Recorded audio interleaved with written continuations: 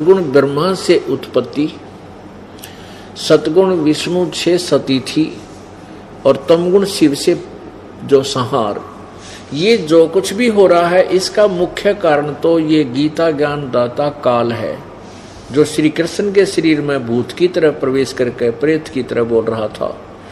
क्योंकि इस काल भगवान को श्राप लगा हुआ है 1 लाख मानव शरीरधारी प्राणियों को नित आहार करने का, खाने का, जिसके कारण ये अपने तीनों पुत्रों से ये अपना ये आहार तैयार करवाता है। यहाँ पर सारा काम बिल्कुल फोर्सिबली करवा जा रहा है, जबरदस्ती करवाया जा रहा है। जीव की कई कति नहीं चलती यहाँ पर, चाहे को कितना अंडी पाक रहा हो, कितना जो है ब्रह्मचारी बन रहा हो और कितना सोचा मेरा जैसा यहाँ सदाचारी नहीं है और झूठ नहीं बोलता, काल ने सबकी घिस काट रखी है। यहाँ जो उत्पत्ति विषय है, जो बच्चे उत्पन्न करने की जो बीमारी इसने ला रखी है, जीव के बस का नहीं इसको रोक सके, चाहे कितनी बात बना ली। जिसको हम भगवान माना करते हैं, ब्रह्मा विष्णु महेश जैसे, इनकी देख लो कि कहानी है, इनको पढ़ ले तो आदमी की आंखें खुल जाएं। तो ये काल इनको भी नहीं बख्शता। तो ये जो क्रिया ये करवा रहा है उत्पत्ति, और ये यहाँ सती थी एक दूसरे मोह ममता जकड़ रखा हमारे को। हमें पता है कि कल मृत्यु होगी तो हमारे साथ ना को कार चले, ना कोठी चले, ना कोई बेटा चले, ना बेटी चले, लेकिन हमारे बस की बात नहीं। चाहे कितनी बात बना ला और कितना सहनशील आदमी दिखता हो, एक समय इतना क्रोध हो जाएगा मन माने वो बिल्कुल अपने से बाहर हो जाता है। तो ये सब क्रिया कहते हैं, ये जो कुछ भी हो रहा है इसका मुख्य कारण ये काल है।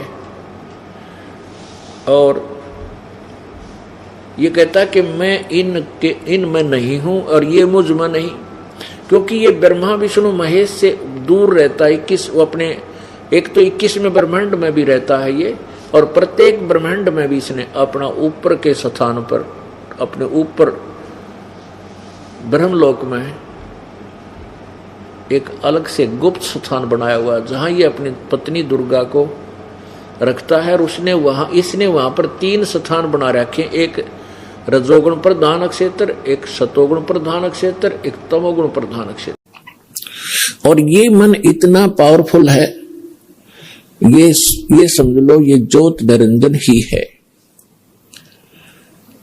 और ये ब्रह्मा विष्णु महेश के भी वश नहीं, तो जीव की औकात आपकी।